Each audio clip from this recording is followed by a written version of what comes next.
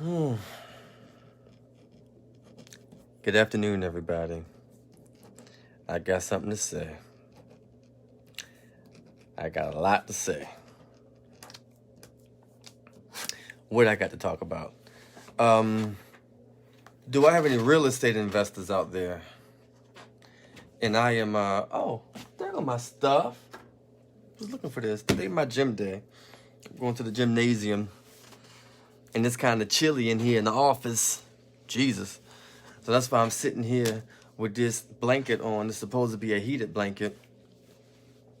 But whatever. I'm sitting by this window. But anyway, I want to raise some awareness to what this new tax plan is going to look like under the new administration. I really want to sound the alarm so that everyone can understand how to protect themselves and how to keep their money in their bank account. I was getting ready to say in their pocket, but no, don't do that. Don't keep money in your pocket. Don't keep money under the mattress. Put it in the bank. Let it earn some interest. All that good stuff. But my real estate investors, get at me.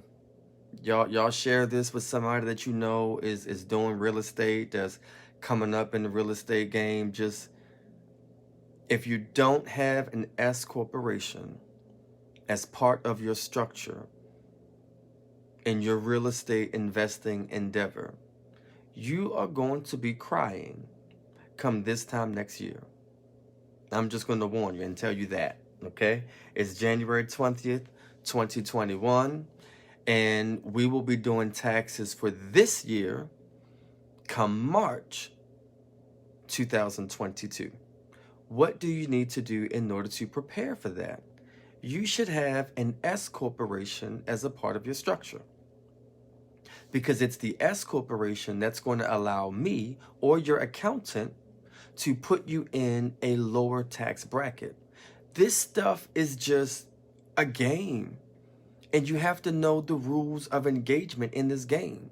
You got $100,000 over here, and you got 10 people that has made the same $100,000. Somebody is going to pay more taxes than the other person just because they did not change the lens through which the IRS views that money. What am I saying? If that $100,000 is simply being reported through an LLC, a single member LLC, you will be taxed as an individual. If that LLC is structured as a partnership, which I recommend if it's going to be real estate involved, I recommend having it structured as a partnership so that now that $100,000 is taxed as capital gains. A lower tax bracket, which does not get treated by the same amount of your individual tax bracket. We're literally talking about saving tens of thousands of dollars. I just got off the phone with a few clients in this real estate situation, and one of them just got a nice little certified letter from IRS, $145,000 in taxes that is owed. And they owe that simply because the prior accountant did not advise them that you can actually change the lens. Just like I can change my glasses and put on a different pair of glasses, I've just changed the lens. Now I see things differently.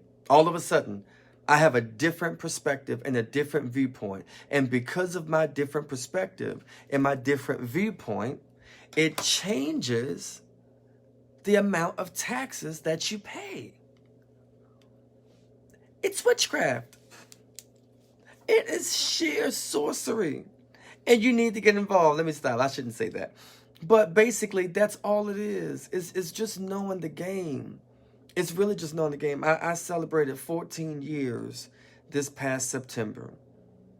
And I see the practice growing more and more with real estate investors that are killing it. Now, what is killing it? That can be subjective. But I think you're killing it when you're doing more than like $500,000 a year in real estate profit. To me, that's killing it. and you're not even, 40 yet. And you're making that kind of money. Like, you can take that money and invest it. Before you know it, you're going to be buying complexes and apartment buildings and all that good stuff. But you're not going to get there if you keep setting it up as an LLC. A lot of you real estate investors are very smart. And you done made all of this money. You done made over $500,000. And you looking at paying $750 to $1,200 to get your tax return done. You're looking at that like that's a crime, but then your tax bill is $8,000. So do you want to just give the whole $8,000 to IRS, or do you want to pay somebody $1,200 so you can save $4,000 or $5,000? Think about it. It's all about how you structure it. It's all about the lens that you prepare your information on for the IRS to view it. So that's pretty much all I wanted to say. And I wanted to say that this new tax plan that is coming down the pipeline is not going to be a pretty one for people that are really making money. And people that are really making money are people that make more, right at 150 or more than 150. This tax code is coming for you. And you need to be able to stand up to it. And the way you stand up to it is to have different buckets. Another way to say it is different lenses that you can put on and let the IRS see it the way that I can help you have them view it strategically for you to keep your money in your bank account. Keep your money tied up in investments that are going to generate profit, interest. That's going to swell it. That's going to grow it.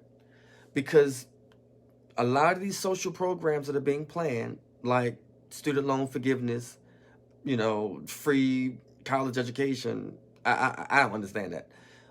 Who's paying for it? People that make more than 150. So this is the clarion call. This is the alarm that I am ringing. We need to shield and shelter our money. Holla at me.